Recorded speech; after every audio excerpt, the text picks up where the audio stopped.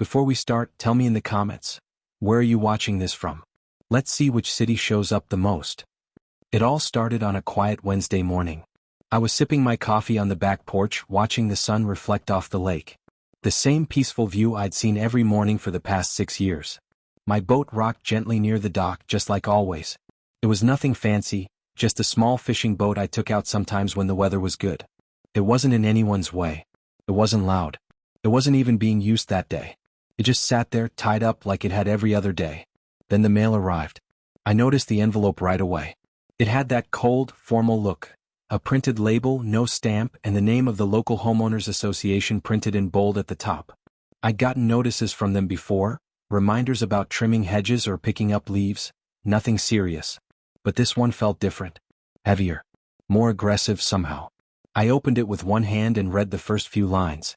Then I read them again, slower. They were demanding I move my boat. Not requesting. Not asking nicely. Demanding. The letter claimed that my boat was violating community guidelines. That it was an unsightly obstruction, ruining the shared view of the lake for other residents. That I had 7 days to remove it or face escalating fines. It was all written in legal language like they'd copied it from some template online. But what really got me was the tone. It wasn't neighborly. It was smug. Like they thought they had power over me. Like they assumed I'd just fall in line. I sat there for a minute, holding the letter, staring out at the boat. My boat. On my property. Floating peacefully in a lake I'd known since I was a kid.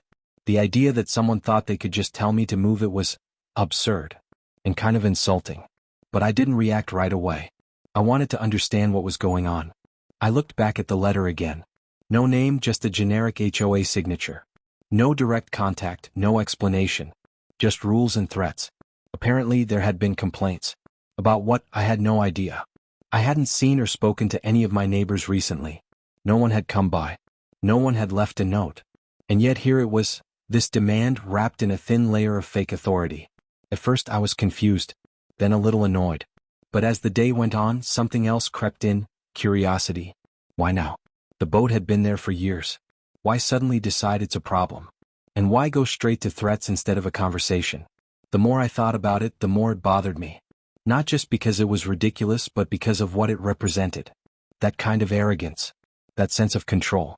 Someone, somewhere on that HOA board had decided they could flex their influence, and they picked me as their target. Maybe they thought I wouldn't push back. Maybe they thought I was just another quiet homeowner who wouldn't make waves. They were wrong. I spent the rest of the day going through old documents. Deeds, maps, anything I had from when I inherited the property. My grandfather left it to me when he passed. He loved this place. He used to fish here every weekend and tell stories about how the lake used to be surrounded by nothing but forest. Back then there was no HOA. No fences. Just open land and water and quiet. He always said the lake was special. That it was ours. At the time, I thought he just meant it in a sentimental way. But now I wasn't so sure. I pulled out the property deed. It was old but clear. The land, the dock, the boat, all listed under my name. But something stood out. A clause near the bottom. It mentioned the lake. Specifically, ownership of the body of water adjacent to the property. My eyes widened a little. I dug deeper, found an even older survey that outlined the boundaries. And there it was. The lake was private. Not community property. Not shared by the HOA. Private. And the title holder? Me. I leaned back in my chair and just let that sink in. All this time, I hadn't even realized I owned the entire lake. I always assumed it was some kind of gray area. But no, the paperwork was clear. Legally the lake was mine. Which meant the HOA had absolutely no authority over it. No power to dictate what I did with my boat. No right to make demands. And definitely no right to threaten me. A strange mix of emotions hit me. Relief for sure. A bit of pride. But mostly, disbelief. How could they not know this? If they'd taken 5 minutes to check public records, they would have realized they were barking up the wrong tree. But they didn't. They assumed. They acted like they were in charge. That night I didn't sleep much. Not because I was upset, but because I was thinking. Replaying the letter in my head. Wondering who on the board had written it. Who had decided to come after me over something so petty. And what they were really trying to do. Were they just power hungry? Bored? Or was this personal? I decided not to respond right away. Let them sweat. Let them think they'd won for a few days. I wanted to see what would happen next. Would they send someone over? Would they follow up? Would they realize their mistake? The next morning I went out to the lake, sat in my boat and took it for a slow ride around the edge. The water was calm. The air was cool. I waved at a couple of fishermen I didn't recognize. They didn't wave back. I made a mental note of that. Later that afternoon, I walked down the street and passed the community notice board near the clubhouse. A flyer caught my eye, something about a fishing tournament. Sponsored by the HOA. Scheduled for the upcoming weekend. I looked closer. It mentioned a fishing club. Members only. It even had a registration fee. That's when I started to connect the dots. My boat wasn't the problem. It never was. The problem was control. Territory. Someone wanted to claim the lake as their own, to use it, charge for it, manage it, like it was part of the HOA's kingdom. And my boat, sitting there peacefully, was a reminder that it wasn't. The more I looked at the flyer, the more I realized how deep this ran. They were treating the lake like public property. They were organizing events, collecting fees, using the water I legally owned, without permission, without thanks, and now without any respect. And they wanted me gone. That made me angry. Not the kind of anger that makes you shout or throw things. The cold kind. The kind that builds slowly, quietly. The kind that makes you plan. I folded the letter neatly and placed it in a folder with the rest of the documents. Then I poured myself another cup of coffee and sat on the porch again, watching the boat drift slightly with the breeze. They thought they could scare me. That I'd move the boat and stay quiet. They had no idea what they were dealing with. Not yet. I didn't say anything for a few days. Let them believe I was considering their demand. Let them feel confident, like their little letter had done its job. Meanwhile, I kept rereading the documents I'd found. Every time I went over the paperwork, the truth became more satisfying. The lake belonged to me. Not just access. Not just a piece of shoreline. The actual lake. The water, the bed beneath it, and everything in between. The more I thought about it, the more I realized how much I'd taken it for granted. I'd inherited the property years ago after my grandfather passed away. At the time, I was too overwhelmed with grief to pay much attention to legal details. I was young and all I cared about was keeping the place the way he had loved it, peaceful, quiet, untouched. I didn't realize I was holding on to something so powerful. Now it felt different. Now I saw it for what it was. My grandfather wasn't just giving me a piece of land to remember him by. He was giving me something people wanted to control. Something worth fighting for. And I had a feeling he would have wanted me to stand up for it just like he would have. I remembered being a kid and coming out to the lake with him in the summer. He had this old rickety rowboat he loved. It barely floated and every time we got in I swore we were going to sink. But he never cared. He always said, "This lake listens. You treat it right and it'll take care of you." I never knew what he meant by that back then. But now, I think I did. A couple days after the letter arrived, I saw one of the HOA board members walking down the street. Her name was Karen. Of course it was.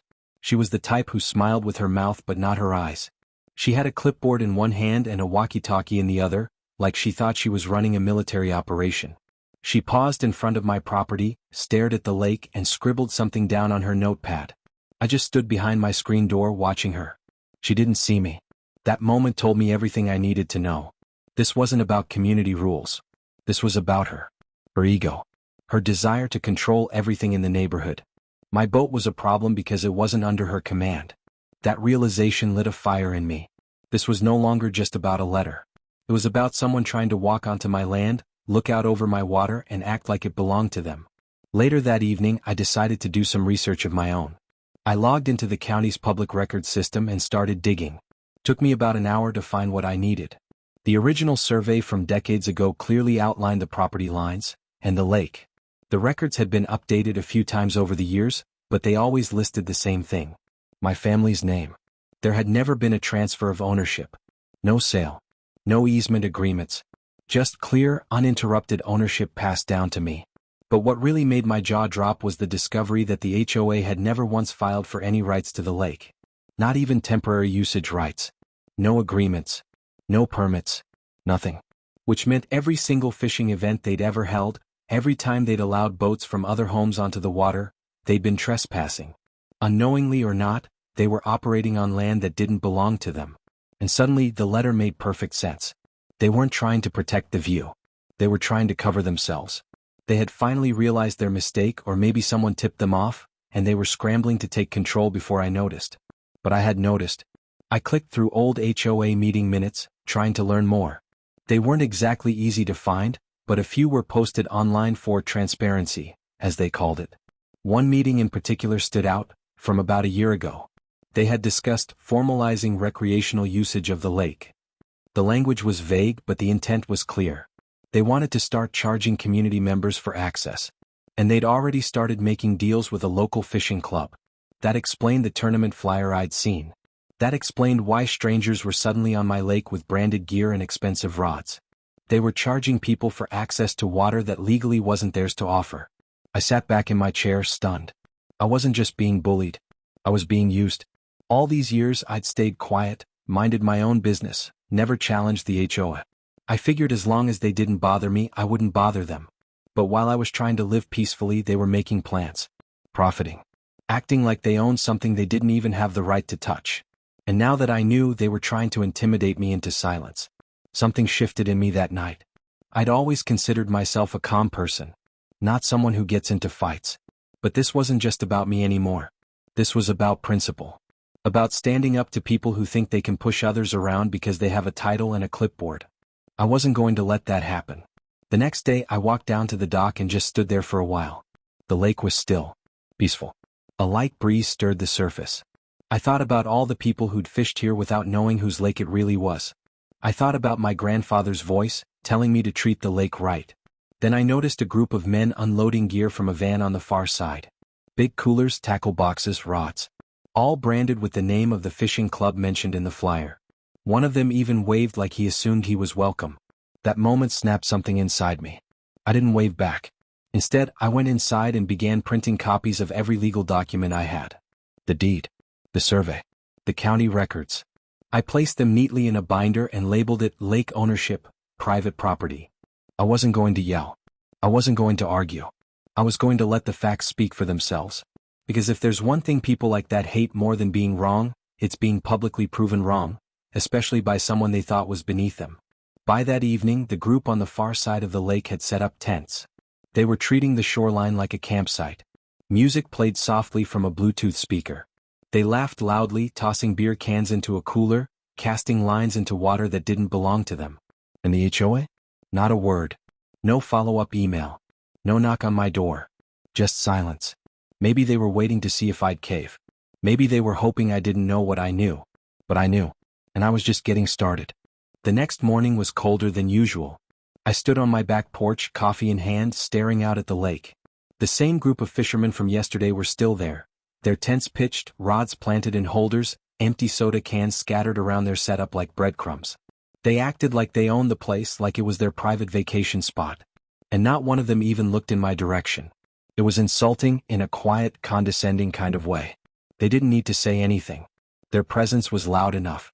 They believed they had permission. They believed the lake was community property. And why wouldn't they? The HOA had invited them, charged them, smiled and nodded and pointed to a lake they never had a legal right to use. I couldn't let it go anymore. By noon, I was on the phone with a local real estate attorney, someone I'd worked with once when helping a friend purchase land nearby. I explained the situation. I gave him the address, the property line description, even emailed over the digital copies of the deed and lake ownership papers. He called me back less than an hour later. Yeah, he said, his voice calm but firm. You own the lake. 100%. The HOA has zero rights over it. If they're charging people for access or inviting anyone out there without your permission, that's trespassing. And depending on how much money they've made from it, it could get ugly for them. I remember just standing there after that call, stunned by how simple it really was. All those years, I had no idea the weight those papers held. And now, all at once, the situation was crystal clear.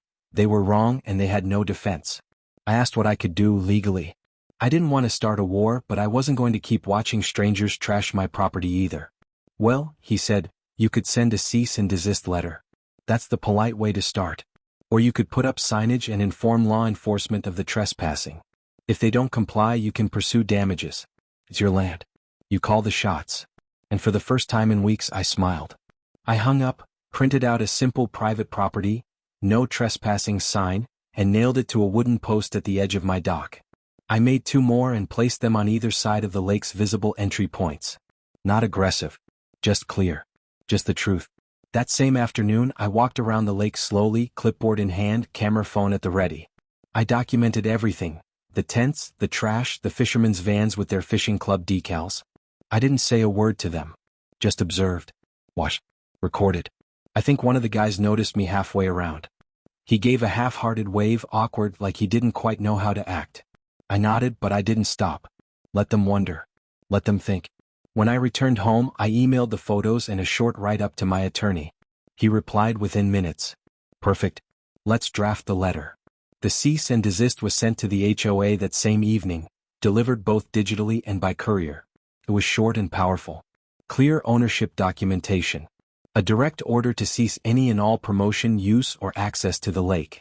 And a polite but firm warning that legal action would follow if any violations continued. Then I waited. 2 days passed. No response. But I noticed something. The fishermen? Gone. Vanished overnight. No more tents, no more music, not even a footprint left behind. It was like they were never there. Someone had told them to pack up and leave, and I didn't have to guess who it was. The HOA had gotten the message. But the silence wasn't going to last. The next morning there was a knock at my door. I opened it to see Karen from the HOA, clipboard in hand, tight-lipped smile plastered across her face. She tried to act pleasant, like this was just a friendly neighborly visit. But her eyes told another story, nervous, calculating. "We received your letter," she said. "And we're a little confused. Surely there's been some misunderstanding." I didn't invite her in. Just stepped outside, calm and steady. "No misunderstanding," I said. "The lake is privately owned. Always has been. Your club was trespassing. And charging money for access to private property is illegal." Her face twitched, just for a second, before she forced the smile back on. "Well," she began slowly, "we weren't aware of those details and we certainly didn't mean to offend. It's just, the lake has been used by the community for years. This could cause some disruption." I looked her dead in the eyes. Not my disruption to fix. She wasn't expecting that. She stood there for a moment, quiet, and I could tell her thoughts were racing. Damage control. Legal risk. Bad press. She was trying to calculate the safest way out, and I wasn't giving her any room. "We're willing to work something out," she said finally. "Perhaps we could form a formal agreement? A usage permit or—" I cut her off. "No deals. No permits. No club events. This lake isn't for sale, Karen." Her expression dropped for the first time. She realized then that I wasn't going to be bullied, bribed, or sweet-talked. I wasn't afraid of the HOA. I wasn't like the other residents. I had the one thing they couldn't manipulate, ownership. She didn't argue. Just nodded stiffly and turned away. As she walked down my steps, I could feel the weight of the moment pressing down on her shoulders. This wasn't how she expected it to go. And for the first time she understood exactly how powerless she really was. Later that week, the HOA posted a notice to all residents on their community board and website. It was short and sterile. Due to recent clarifications in property ownership, the lake adjacent to the neighborhood is no longer considered available for recreational use by the HOA or associated clubs. No apology. No admission. Just a quiet retreat from a hill they had tried so confidently to claim. But word spread anyway. Neighbors started reaching out to me, curious, confused, some even apologetic. A few had joined the fishing club without knowing the truth. Others admitted they'd assumed the HOA had control over the lake because, well, they just seemed to control everything. I didn't hold grudges. I didn't scold anyone. I just explained the facts. Calmly. Clearly. Most were shocked. Some were even impressed. But one guy, Tom from 2 houses down, stopped me while I was out walking one evening. "You know," he said, shaking his head, "you've done what nobody else around here ever had the guts to do. You stood up to them." I didn't respond right away. I just smiled and kept walking. Because deep down I knew it wasn't about guts. It wasn't about revenge either. It was about something simpler, knowing the truth and refusing to be pushed around by people who used fear as their tool. And as the wind rolled across the surface of the lake that evening, I realized something else too. This fight wasn't just mine anymore. It was a reminder, to everyone watching, that no one is above the rules. Not even the people who write them. Summer passed quietly after that. No more boats I didn't recognize. No more fishing tournaments. The lake returned to how it used to be, still, calm, untouched. Most days I'd sit out on the porch in the early morning, coffee in hand, watching mist curl off the water's surface. It felt like balance had finally returned. Like the land was breathing again. But even as things seemed peaceful, there was a new undercurrent. I started noticing how people looked at me. Not in a bad way. Just Different. Like the quiet guy who'd always kept to himself had suddenly become the one no one wanted to mess with. The neighborhood, once so tightly under the thumb of the HOA, had started shifting. People who never spoke up before were asking questions now. Talking back. Setting boundaries. I didn't try to lead anything. That wasn't who I was. But something about what happened with the lake had lit a fire in others. Maybe they realized that just because someone has a clipboard and a title doesn't mean they get to control your life. Maybe all it took was one person saying, no. Of course, not everyone took it well. Karen, for one, wasn't done trying to assert control. About a month after the cease and desist, I received another letter. This time not from the HOA but from their attorney. A carefully worded message suggesting that long-standing communal use of the lake may constitute an implied easement, and that the HOA was exploring legal clarification. They framed it like a request for discussion, but I knew what it really was: intimidation dressed in polite language. I forwarded it to my lawyer without a second thought. He responded within the hour, more amused than alarmed. "They're bluffing," he said. "Implied easements don't hold water when there's never been permission. You've never allowed access, never signed anything, never charged them rent. They're fishing, no pun intended." But I didn't laugh, because I knew how these people worked. They didn't need to be right, they just needed to scare you enough so you wouldn't fight. Most folks didn't have the time or resources to push back. They'd rather give up than face months of legal drama. But I wasn't most people. That night, I sat by the lake with a flashlight, reading back through everything. I even dug out old family files, papers my grandfather had kept in a metal lockbox beneath the floorboards. Stuff I'd never bothered to look through. There were letters, old tax receipts, even a note from the original land surveyor, handwritten in faded ink. One line stopped me cold. Water rights remain solely with the original deed holder and cannot be reassigned without formal contract. I took a picture of it just in case. It wasn't about proving anything anymore. It was about remembering why this mattered. My grandfather didn't just leave me property. He left me legacy. He trusted me to protect it, to preserve what he had kept safe for decades. This lake, this land, it was a piece of him.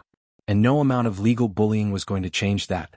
The next morning, I walked straight to the post office and mailed the HOA's lawyer a response. Not through my attorney but personally. I enclosed a copy of the handwritten note. And I added a short message in my own handwriting: "This land is not up for negotiation." I didn't hear back after that. Not for weeks. But something else happened, something I didn't expect. More and more neighbors started knocking on my door. They weren't angry. They were curious. They wanted to know how I'd done it. How I'd pushed back.